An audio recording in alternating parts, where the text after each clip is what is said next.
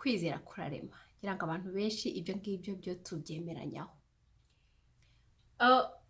Nkunda kubivuga izi video impamvu zikora ni ukugira ngo tumenye ubuhanga bw'ubuzima ni gute dushobora kubishyira mu bikorwa. Kwizera kuva turi abana bagiye batwigisha kwizera, genda usenge wizeye, nukora ikintu wizeye urakibona, ibintu nk'ibyo ngibyo.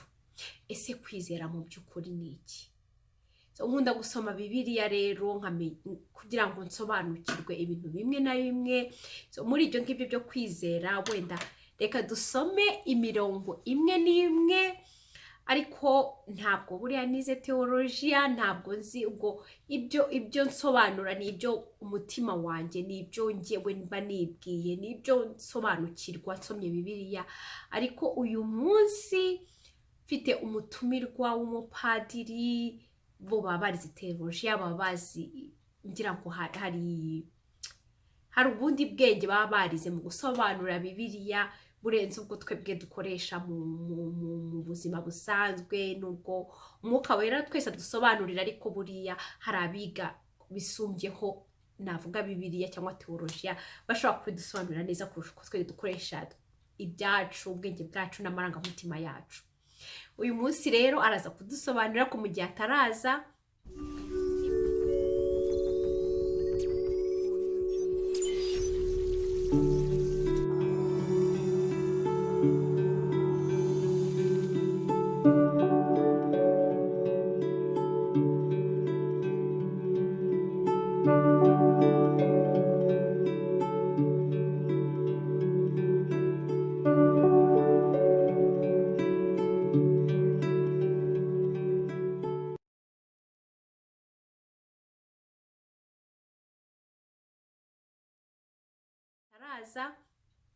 impamvu nkunda kwizera nuko, reka nsome imirongo imwe muri Bibiliya kugira ngo mbone uko mbivuga.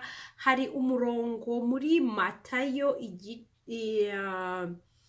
21 umurongo wa 22, baravuga ngo kandi ibyo musaba mwizeye muzabihabwa byose. Muri byose nuko Bibiliya ikintu ivuga ni kimwe, nuko iyo dusenga kenshi dusenga duhimbaza Imana, tugashimira Imana, ariko buri igihe kinini tukimara dusaba, kubera ko ubuzima hari ibintu byinshi dukenera kugira ngo bugende neza.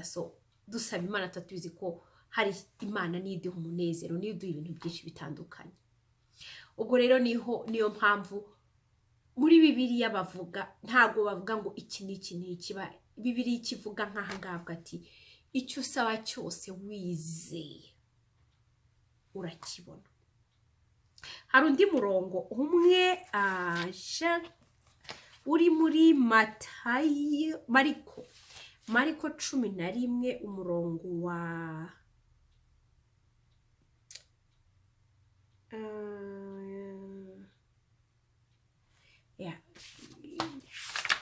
babarije gatoya, Mariko 11:24.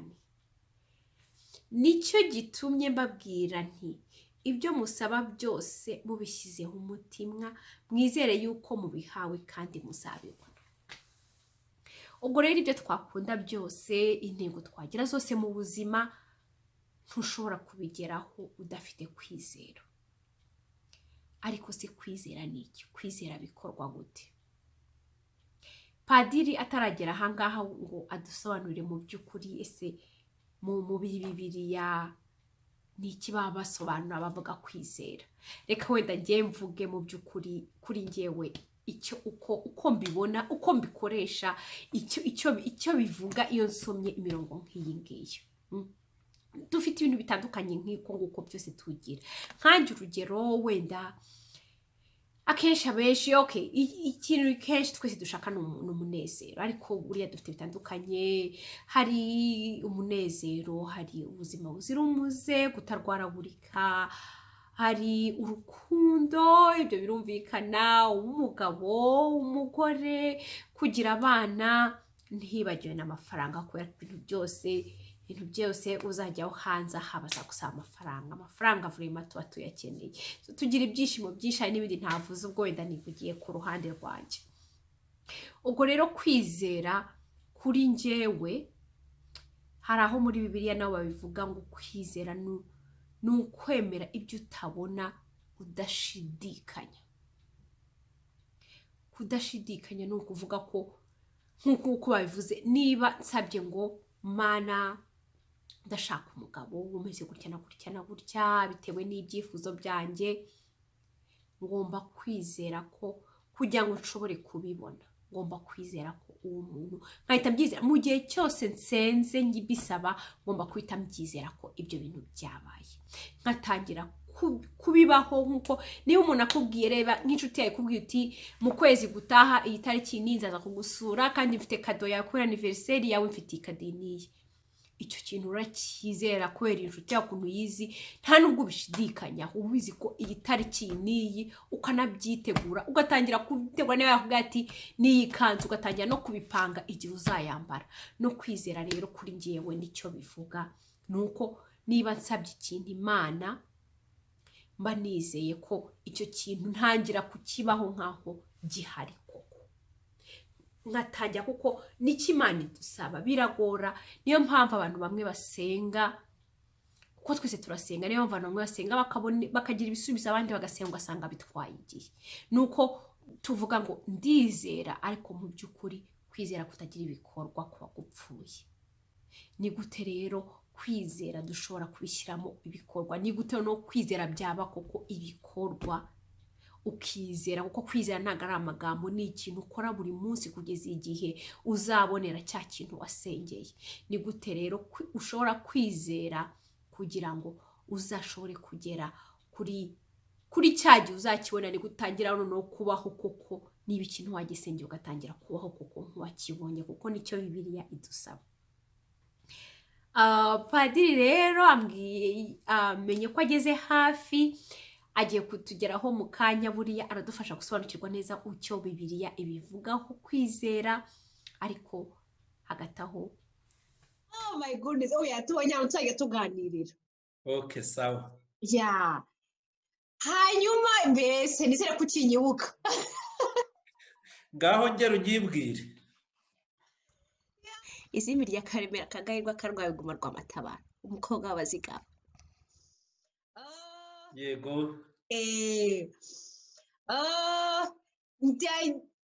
Sinzi ako nakoherereje video zimwe za zimwe buri aho ndizimwe. Narazibonye barazinyoherereje. Ubwo mu by'ukuri ikintu mba ndimo gukora, urabona kuva kera ahoraga unyigisha ngo njye nizera, nuko kera rero byajyaga bincanga, nkagenda icyo gihe nyine wowe ubivuga narizeraga.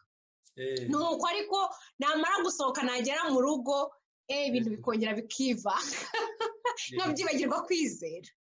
Ubu rero izi video mu by'ukuri ni ukumenya se ubundi harya noneho mbwira, noneho ndagufatishije amaso ku maso.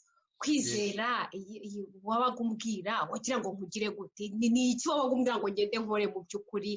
Niba mvuze ati ngiye gusengera ikintu, reka tuvuge wenda ubu ngubu ndashaka umugabo, cyangwa ndashaka abana, cyangwa ndashaka amafaranga, abisengera. Kwizera mu by'ukuri ubu ndabikora gute? Okay, nuko urakoze cyane. Ubwo reka noneho duhite dutangira n'ijambo ry'Imana, kuko kwizera ni ikintu cy'ubukristu gishingiye ku ivanjiri no ku ijambo ry'Imana. Tubanze tubyumve mu ijambo ry'Imana, sibyo?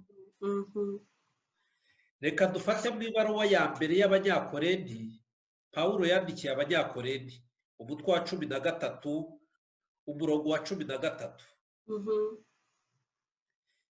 Pawulo aravuga ati, kugeza ubu ukwemera, ukwizera n'urukundo uko ari bitatu birabangikanye, ariko icy'ingenzi muri byo ni urukundo. Ubwo Pawulo yari arangije kwigisha ku rukundo, avuze ingabire zinyuranye z'urukundo, ariko agiye gusoza aravuga ngo kugeza ubu kwemera, kwizera n'urukundo birabangikanye. Ni ukuvuga kuba bibangikanye ubitwarira hamwe, nk'uko umuntu agira amashyiga atatu ya kinyarwanda akayatekaho. ibyo bintu bitatu ntabwo bitandukana. Ntabwo ushobora kwizera udafite ukwemera, habanza ukwemera. Kandi no kwemera udafite urukundo uba urimo guta igihe. Ukwemera kudafite urukundo ntabwo ari ukwemera nyakuri, sibyo? Iyo usomye rero muri iyi baruwa ya mbere y'Abanyakorinto umutwe wa 13 kuva ku murongo wa mbere kugera ku wa 13, nicyo Pawulo aba arimo gusobanura. Ariko se noneho uko kwizera avuga, Yezu akuvuga ate mu ivanjiri? Noneho reka dufate ivanjiri ya Matayo umutwe wa 6 umurongo wa 25 kugera ku wa 34. Yezu aravuga ati, nicyo gituma mbabwira nti mwihagarika imitima nuko muzamera, ariko ibibatunga cyangwa ku byo muzambika umubiri wanyu. Ni ukwizera Yezu ashaka kutubwira, ni ukudahangayika, ni ukudahagarika umutima, ni ukudakuka umutima, ni ukutabura amahoro mu mutima. Iyo ufite ukwizera wumva utuje. Kwizera ituze kandi guha umuntu ituze n'umutekano. Iyo ufite ukwizera wumva utekanye, wumva uri hamwe. Ikintu cyose ukagerageza, icyanze ukavuga uti iki sigishoboye, kuko burya ntabwo twese dushoboye byose. Hari ubwo dutekereza ko iki kintu ari cyo cyacu, nk'uko uvuze uti nshobora kuba nshaka umugabo cyangwa nshaka umwana, ati noneho nkumva ngomba kubibona. Hari n'ubwo ugira gutyo ukumva ugomba kwiga iki n'iki cyangwa ugomba kwiga aha n'aha, tukiri nk'abana. Ibyo ngibyo noneho iyo wizera bijyana n'ukwemera, ugomba no guha umwanya Imana nayo ikagira icyo ivuga ku mishinga yawe. Noneho Yezu arakomeza ati, ubugingo se ntiburuta ibyo kurya? Ni ukuvuga ubugingo Imana yaguhaye buruta ibyo wakenera byose. Umubiri se wo nturuta umwambaro? Nimurebe inyoni zo mu kirere, ntizibiba, ntizisarura, ntizihunika mu bigega, nyamara so wo mu ijuru arazigaburira. Mwebwe se ntimuzitambukije agaciro? Ninde muri mwe naho yahagarika umutima ate washobora kugira icyo yongera ku bugingo bwe?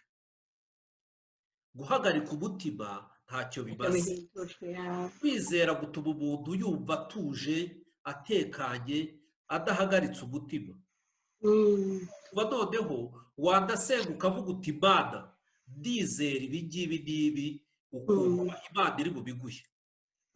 Kandi Yezu yaravuze mu ivanjiri, nacyo turi bwongere tukivuge, ati musabe muzahabwa, mukomange muzakingurirwa, mushakashake muzaronka.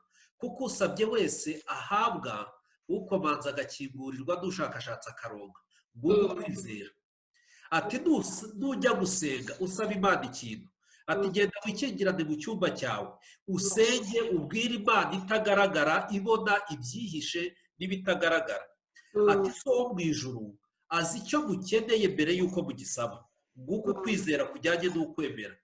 Burya iyo ugiye gupfuka mugasenga, kuko ubu ngubu twari dufitanye randevu untegereje, iyo ufitanye randevu n'Imana burya nayo iba igutegereje. Iyo utaje iravuga uti wa mwana ntabwo yaje, ariko nzongera mutegereze. Imana ifite intege. Ni ukuvuga kwizera kujyana n'ukwemera. Yezu agakomeza ati, ninde muri mwe naho yahagarika umutima ate washobora kugira icyo yongera ku bugingo bwe? Imyambaro se yo yabahagarikira icy'umutima? Bitegereze indabo zo mu gasozi uko zikura, ntiziruha ntiziboha, nyamara so wo mu ijuru arazambika. Na Salomoni mu bukire bwe bwose ntabwo yigeze yambara nka rumwe muri zo. Tekereza noneho, indabyo twese turazikunda, hari amaroza, hari amarire, tuzi indabyo z'ubwoko bwinshi. Buri rurabyo ni rwiza. Icyo umuntu yavuga ku rurabyo, nta rurabyo rubi rubaho, kandi ntacyo ziba zakoze.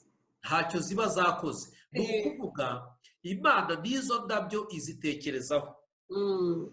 Yezu agakomeza akakubwira ati, ntabwo ushobora guhangayika wazanye imvi ngo imisatsi yawe yirabure.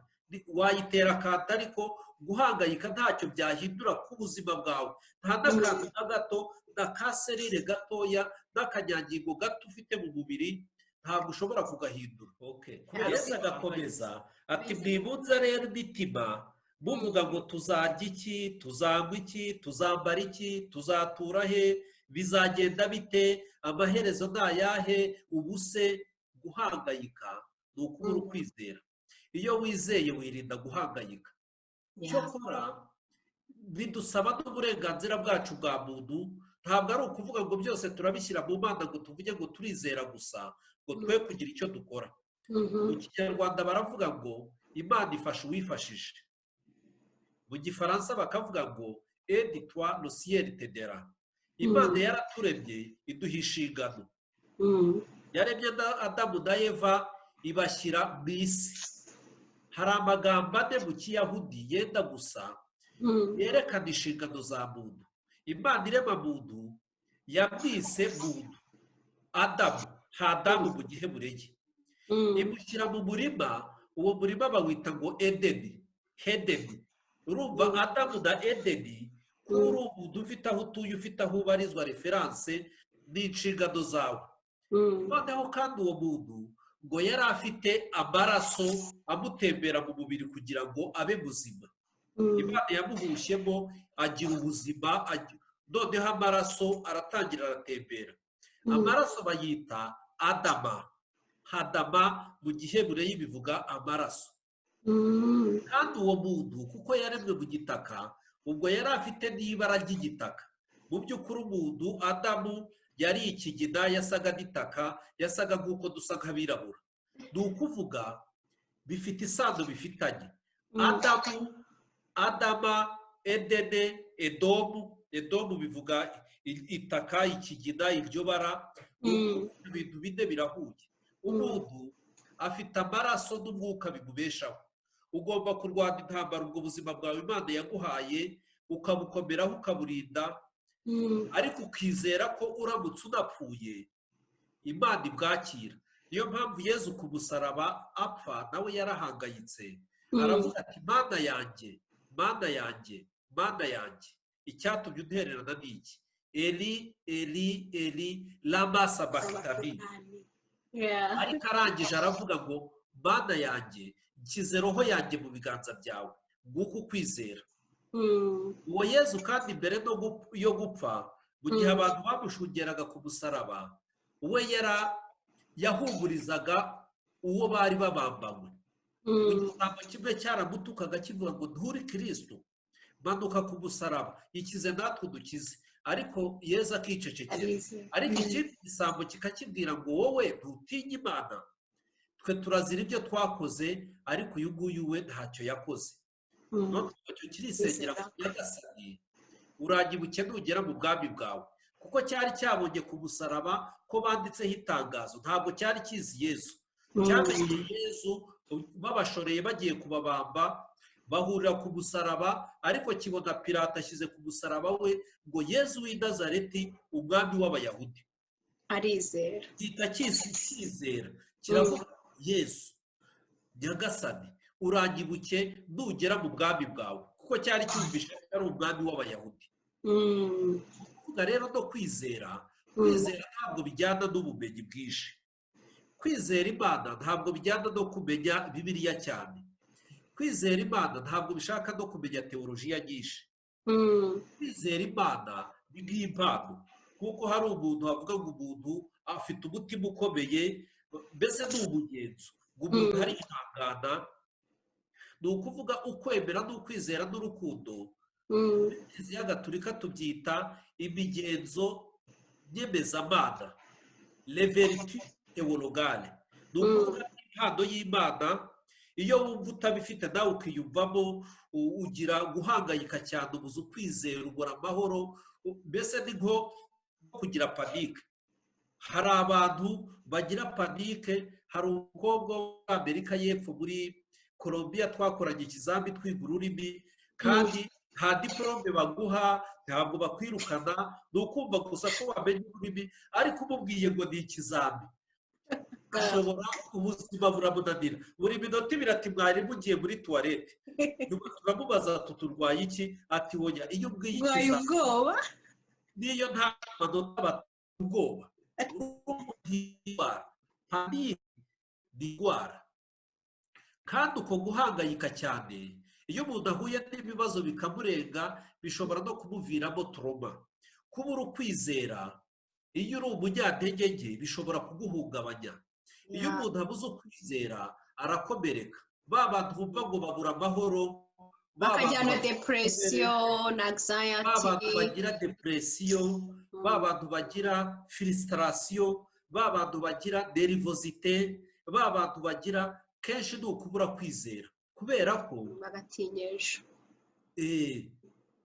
icyo rero nicyo kibazo none se nkubaze ikintu nk'uko wari uvuze ibyo bya Yesu hari ukuntu nk'iyo abantu bamusangaga wenda ntabwo nibuka neza ahantu byanditse bamusanga ngo kugira ngo abakize akenshi hari bamwe yakizaga ako kanya ariko abenshi yarababwiraga ngo genda bikubere uko kwizera kwawe kungana kandi n'ubundi yashobora kubabwira uti ngaho urakize birarangiye kuko hari bake yabikoze akabakoraho gusa bikaba biragize ariko abenshi bavuga ngo ugenda bikubere uko kwizera kwawe kungana ese iyo turimo gusenga iyo dusenga dusaba nyine nk'uko nguko no mu gusenga mu kwizera ese gusenga gusa birahagije nshobora gusenga gusa nkasaba nuko nkahita niryamira nkatuza cyangwa ngomba gushyiraho icyo nasabye kizamzaho bitewe n'uko koko niba biransaba koko ngomba kwizera kugira ngo icyo nasabye gishobore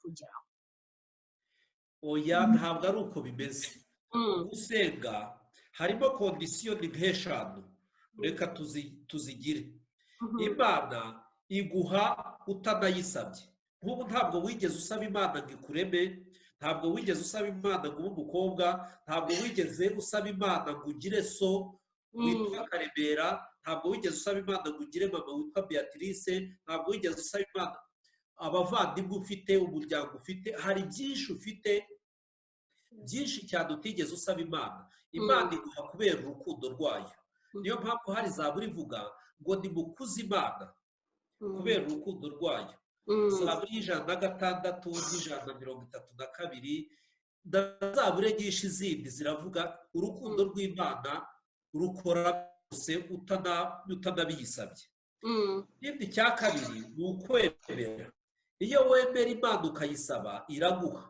ibitewe n'ukwemera noneho ikindi cya gatatu ni ugusenga iyo wayisabye imana iraguha kubera ko ni isezerano yagize ikindi cya kabiri ni imyitwarire imana ishobora kureba uko witwaye ikaguha ikindi cya gatanu noneho ni circumstance imana ireba n'igikenewe reka gore pose gato mfate bushwari kuko mfite ka gripe harakonje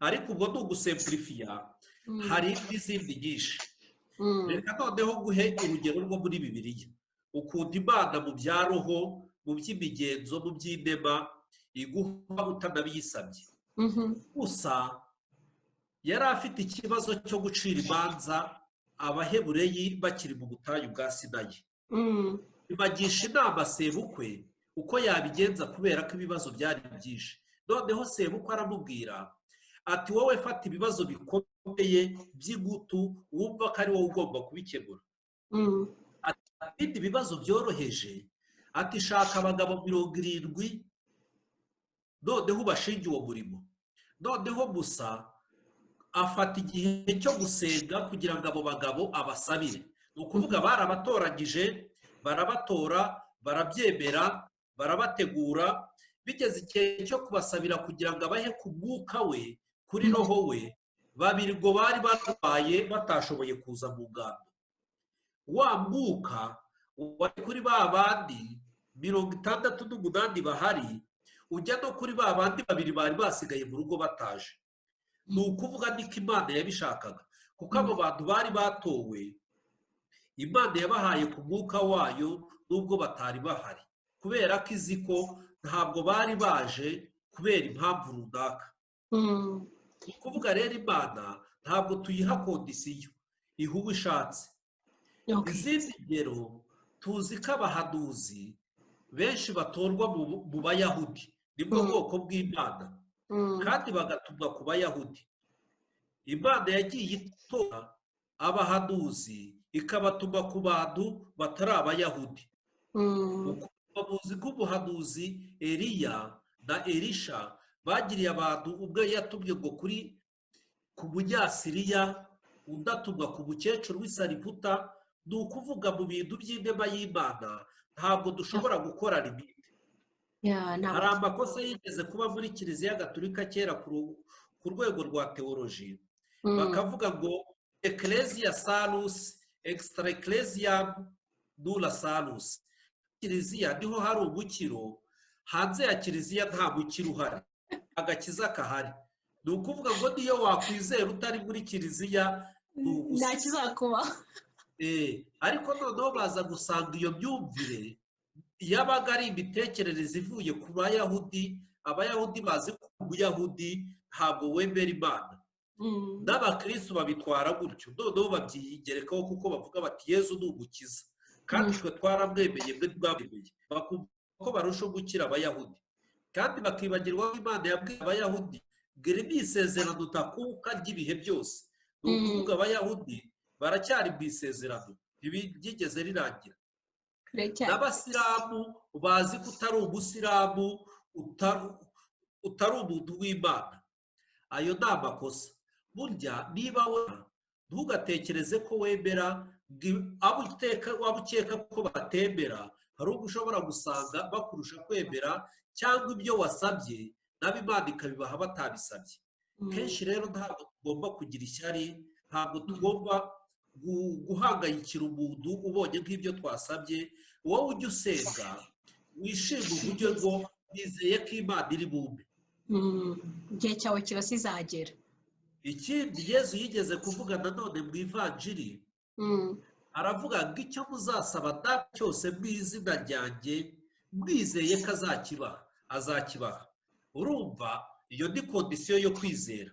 Iyo upfukamye wamaze kubona ko ikintu gikeneye kandi utakibonye, ukavuga uti yewe keneye akazi, ntakabona ndapfuye, kubera ko nzakenera kwishyura inzu, nzakenera kurya, nzakenera gutunga umwana wanjye.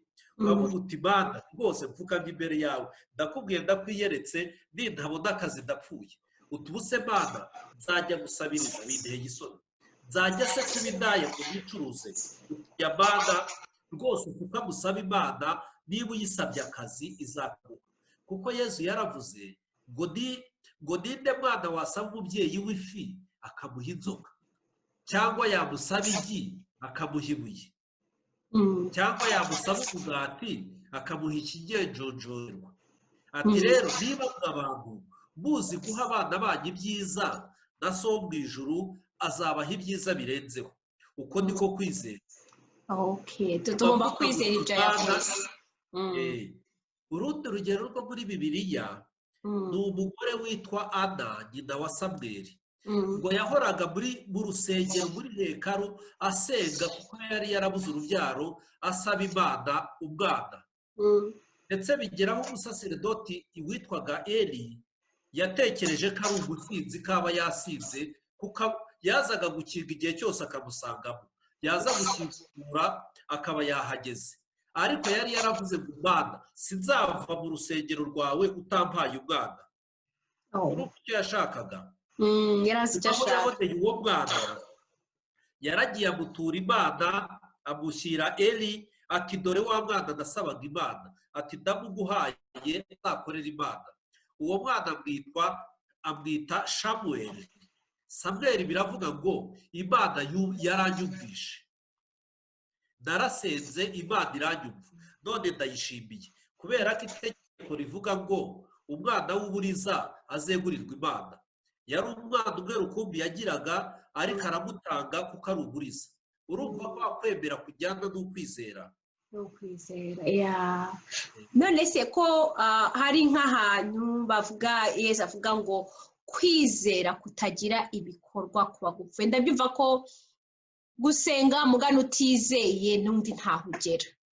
ugomba kwizera niba hari icyo usabye ugomba kuba ukizeye kugira ngo koko kikugereho nese yoga ngo kwizera kutagira ibikorwa kuba gupfuye donc mu by'ukuri bishatse kuvuga iki ibihe bikorwa ese niba wizeye ikintu nkuko uwo ngo yasabye umwana ugomba guhita ugura ibikoresho by'umwana wenda utaranasama kugira ngo byerekane ko wizeye kugira ngo byerekane ibikorwa mu by'ukuri kwizera kutagira ibikorwa n'ibihe bikorwa bijyana no kwizera ibikorwa bijyana no kwizera ni ibikorwa by'urukundo n'ibikorwa by'impuhwe mu migenzo badushishikariza ibikorwa by'urukundo n'ibikorwa by'impuhwe ibikorwa by'urukundo tubisanga y'avanjiri ya Matayo muri 25 kuva ku mirongo wa 31 kugera kwa 46 Yesu ngo ku munsi w'urubanza azakubwira ko narashonje ntiwampa icyo kurya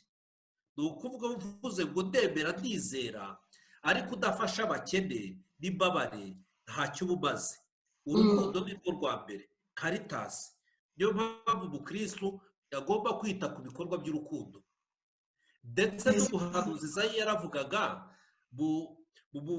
mu gitabo cye umutwe wa 58 ngo ntusangire umugati wawe n'abakene ugahicumbura ikeneye ugasangira utwawe n'undi ibyo uzasaba byose Imana izabiguha kandi nawe uzumva utunganye ati igihe cy'igisibo nyakuri noneho rero Yesu icyo ni igikorwa cy'urukundo azadukiraho urubanza ati nari mfite inyota ntiwampa icyo kunywa nari nambaye ubusa ntiwanyambika nari umugenzi ntiwancumbikira nari umurwayi ntiwaza kunsura nari imbohe ntiwaza kunsura izo ni ingero atanga ariko ibikorwa ni byinshi noneho akavuga ngo icyo utagiriye mugenzi wawe uciye bugufi burya nanjye ntiwakingiriye garike ntungane namara kubwira abo babi ati mumve imbere mwabivume mwe azabwira intungane ati nimuze ntore za data kuko nashonje mukamfungurira mfite inyota mukampa icyo kunywa nambaye ubusa mukanyambika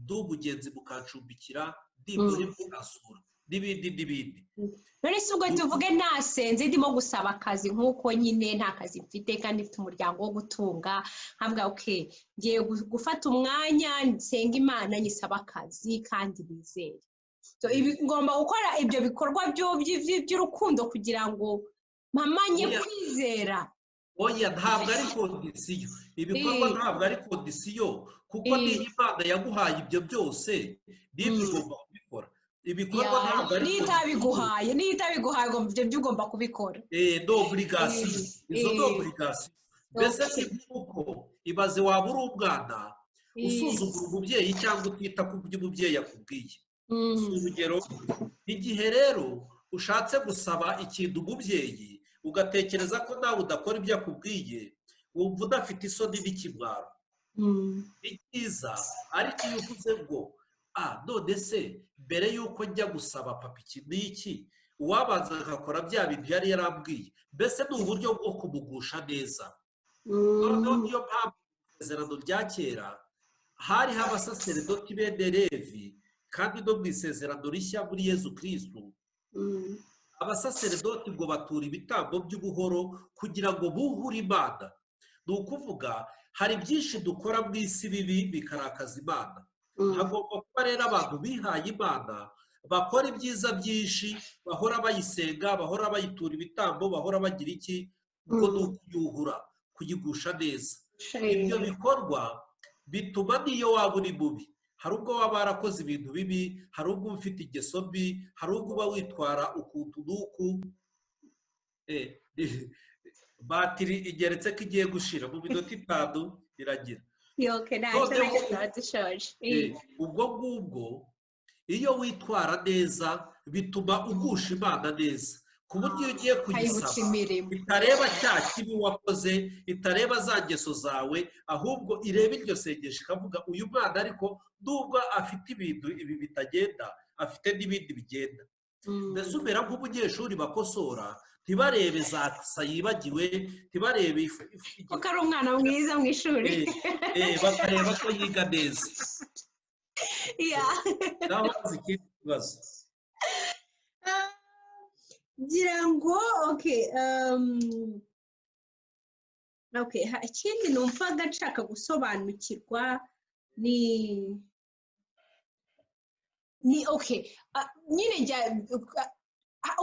kwizera ikigaragara ni uko kugira ibitangaza, gukora ibitangaza byinshi, sibyo? tubibona kenshi muri bibiliya byo ibintu byinshi Yesu yavuga ati genda bikubera uko kwizera kwameze, cyangwa agati kwizera kwawe kuragukijije, no kwizera gukora ibitangaza. kwizera ariko ikintu kindi kinyobera ni ukuvuga ntabwo nzi ikintu mu by'ukuri kitubuza, kuko na Yesu yaravuze ngo nitugira kwizera kungana nk'akabuto kwa Sinayi dushobora no kubwira umusozi ugahaguruka ukimuka. Bakuvuga ko ufite kwizera ushobora gukora ibitangaza, kandi uko numvisha ako kabuto ntabwo ari kari, nta nubwo ari nk'icunga byibura. uvuga ko mu by'ukuri ikintu tubura ni ukwizera, tubura kwizera kungana n'uza, turabivuga gusa ariko ntabwo tubishyira mu bikorwa. ntabwo nzi ikintu mu by'ukuri kituza kwizera, niba atari ugusobanukirwa mu by'ukuri kwizera. hari abavuga bati kwizera wenda nkanjye uko wenda mbyumva ni uko niba wizeye, niba nsabye nk'ikintu nkawe padiri, niba nje nkagusaba ni padiri urabona nkeneye minervare, kubera ukuntu nkuzi nshobora kwizera ni padiri ndabizi azampa minervare. ni ukuvuga ko kuva ubwo ndatangira nkitegura nk'umuntu uzajya ku ishuri. nubwo wevrema niyo wenda ushobora kuba nta kintu wambwiye, ariko kubera ko nabikubwiye kandi ukuntu nkuzi ko uri umwizerwa, nkavuga nti ngiye gutangira ngura ibikoresho ishuri ndishake, mbese nk'umuntu ubyizeye ko uzajya ku ishuri. ariko rero ari umuntu ntizeye cyane, nshobora kuvuga reka nzategereze abanza nyemerere ampe amafaranga mbone gutangira kwitegura ku ishuri. ni ibintu bibiri bitandukanye. ngira ngo njye niko natekerezaga kwizera.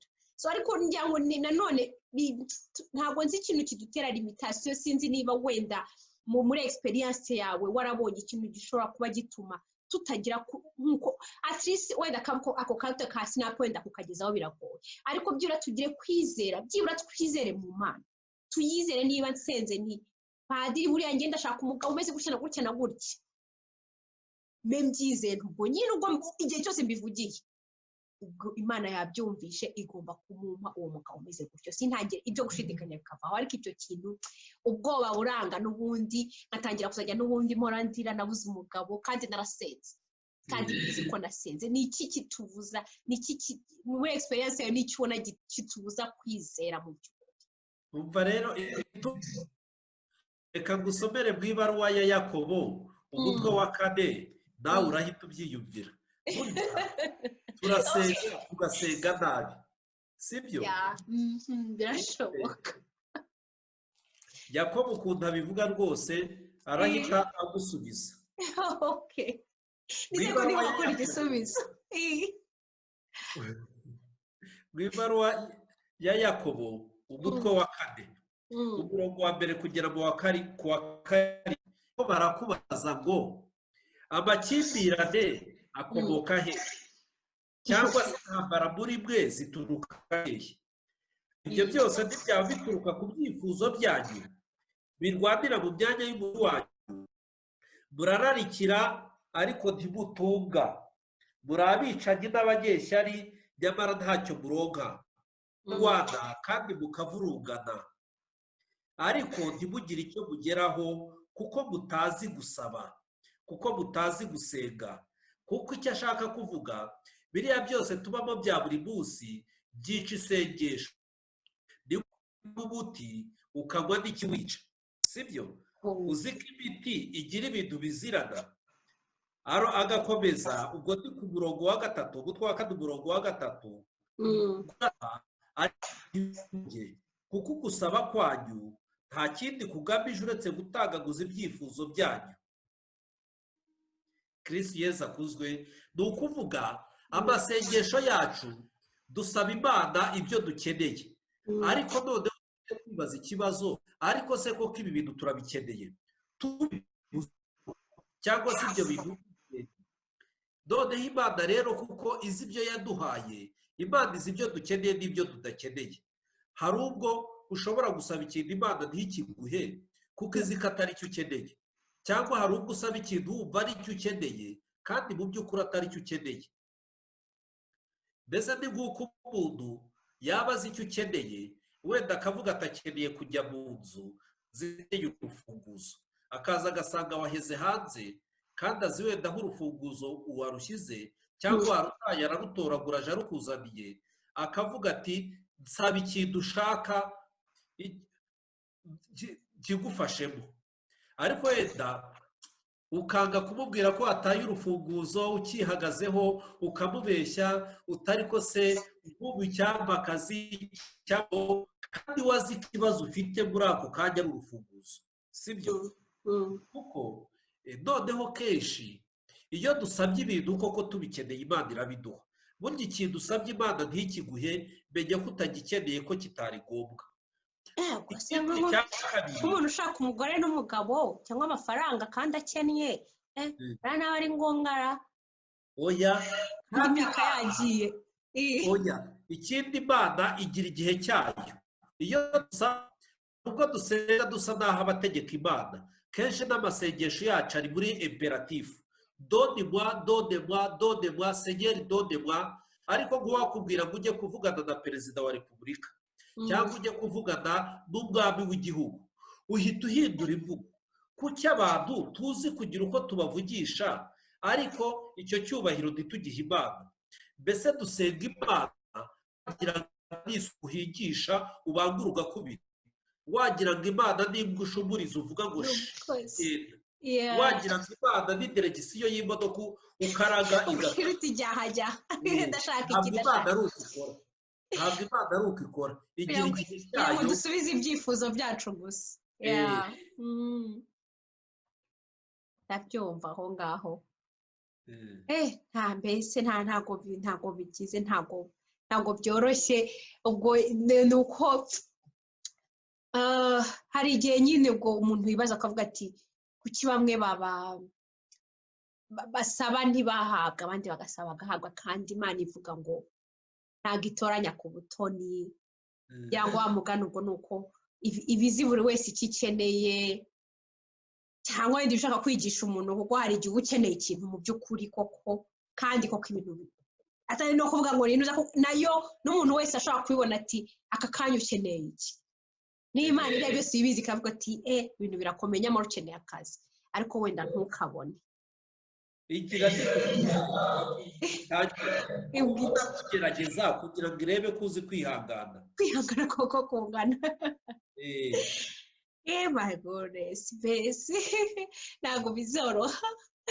ntabwo byoroshye. bose ngira bagerageza ba Adamu, Eva, Aburahamu, Nowa, Isaki, Yakobo, bariya bose tuzi n'abo twita inshuti z'Imana bose barageragejwe. Imana irakugerageza kugira ngo unakure. nka wa mugani nk'uko abantu umuntu abagira, ntabwo buri ibyo badusabye byose ariko tubibaha, kubera ko hari igihe uvuga ati si ngombwa ubu ngubu, kandi ifo kakura akamenya ko ntabwo ubuzima ari impa. ugomba no kumenya kubikoresha. waba umwisha umutima wa mugani, ntabwo yazamenya mu by'ukuri kubikorera, yagira ngo urasaba gusa ukabona, kandi ugomba no kubikorera. Karengera rero wakoze cyane.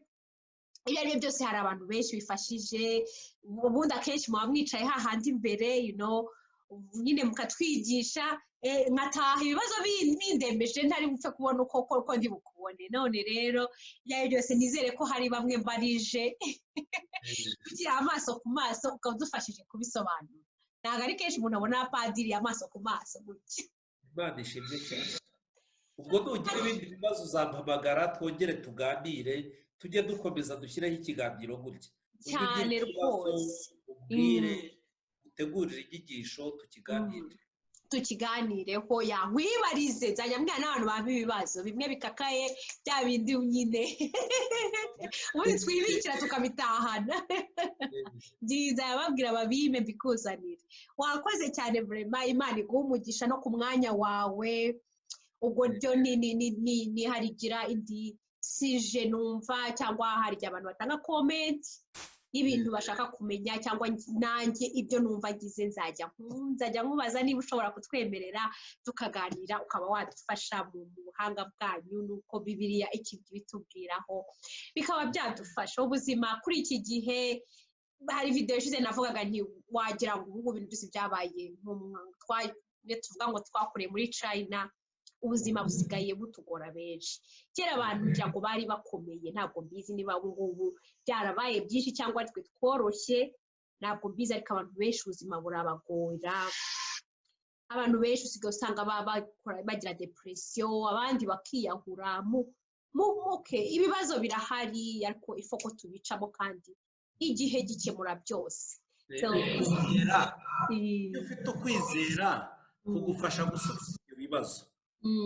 Ntibikurenga. Mu masengesho tujya tuvuga ya buri munsi, mu masengesho ya mu gitondo harimo isengesho bita ngo isengesho ryo kwizera, ariko mu by'ukuri si isengesho kuko mu gifaransa bita acte d'espérance. Mbere y'uko mu Rwanda twita acte, mbese ni nk'igikorwa cyo kwizera, kwiyibutsa kwizera icyo ari cyo, guhamya kwizera. Mana yanjye ngo nizera ko uzagirira Yesu Kristo ukampa inema zawe umunsi. Burya twe nk'abakristo Imana hari byinshi dukorera kubera Yesu Kristo, kuko yadukunze, kuko adusabira, kuko yadupfiriye ku musaraba. Ngo kandi nita ku mategeko yawe ukazambesha iteka mu ijuru. Ni ukuvuga iyo wizera wubahiriza n'amategeko y'Imana, ukizera ko izakubeshaho iteka mu ijuru. Ni ukuvuga ko kwizera ni umugenzo utuma twizera ko n'ibyo tudafite tuzabigeraho. Ni igikorwa umuntu agomba gukora.